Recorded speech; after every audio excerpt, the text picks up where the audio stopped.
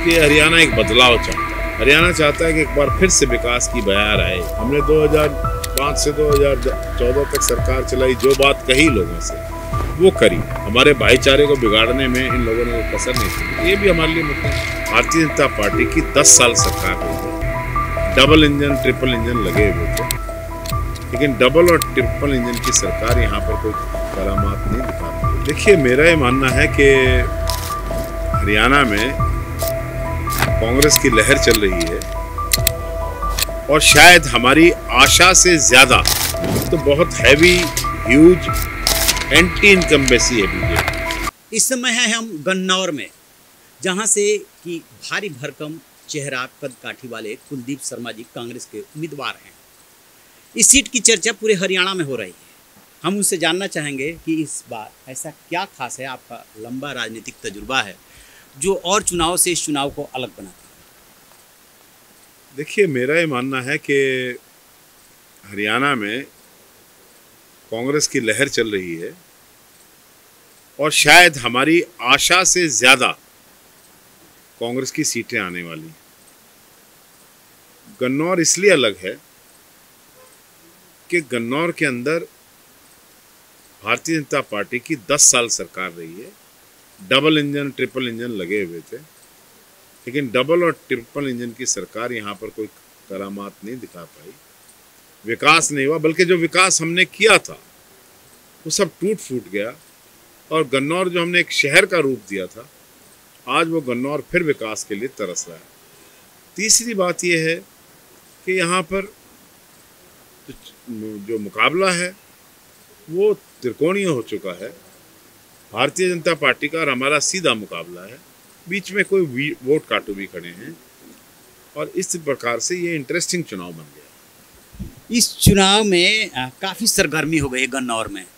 भूपेंद्र सिंह हुड्डा, दीपेंद्र हुड्डा, उसके बाद राहुल गांधी का आना, इसे किस रूप में देखते हैं कि आखिरकार ऐसा क्यों हो रहा है? देखिए, ये कॉन्स्टिट्यूंसी में एक बार चौधरी भूपेंद्र सिंह हुड्डा हैं, एक बार दीपेंद्र सिंह हुड्डा है। दोनों पार्टी के स्टार प्रचारक हैं। राज बब्बर जी का जलसा हुआ है, वो भी स्टार प्रचारक है। और कल राहुल गांधी सोनीपत से गोहाना जा रहे थे तो वाया गन्नौर ही जाना था, तो natural it was following on his way, तो वो यहाँ आए। हम उनका धन्यवाद भी करते हैं। उनको बहुत बड़ा भव्य स्वागत गन्नौर के लोगों ने किया। एक बात बताइए कि आखिरकार यदि आपसे कहा जाए या कांग्रेस पार्टी से कहा जाए कि आप वो 3 मुद्दे बताइए जिन पे कि ये चुनाव एकदम फोकस हो रहा है।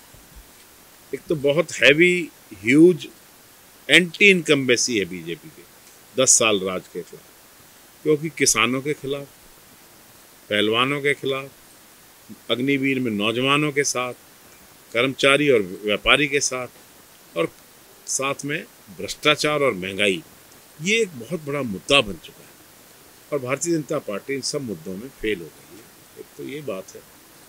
दूसरी बात ये है कि हरियाणा एक बदलाव चाहता है। हरियाणा चाहता है कि एक बार फिर से विकास की बयार आए, एक बार फिर विकास हो। इसलिए हरियाणा के लोग विकल्प के रूप में, क्योंकि INLD और जननायक जनता पार्टी और आम आदमी पार्टी का हरियाणा में कोई अस्तित्व नहीं है, सिर्फ कांग्रेस का और बीजेपी का सीधा मुकाबला है।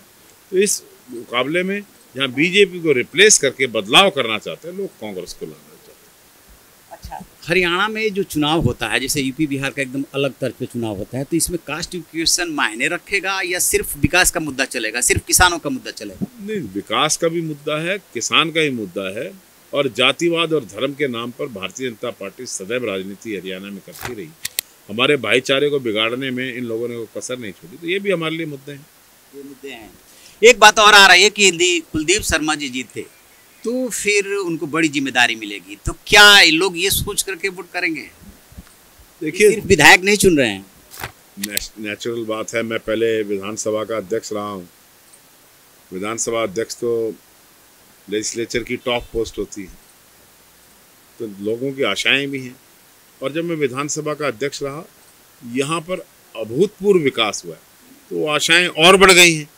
जब कांग्रेस की सरकार आ रही है, तो कांग्रेस की सरकार में चौधरी भूपेंद्र सिंह हुड्डा उसका नेतृत्व करने जा रहे हैं, तो लोगों का नेचुरल ये है कि भी अगर हम कुलदीप शर्मा को बनाएंगे तो सरकार में साझा होगा कुलदीप शर्मा जी को बड़ा जिम्मेवारी मिलेगी और हमारे हल्के का विकास में और रोजगार में हिस्सा मिलेगा।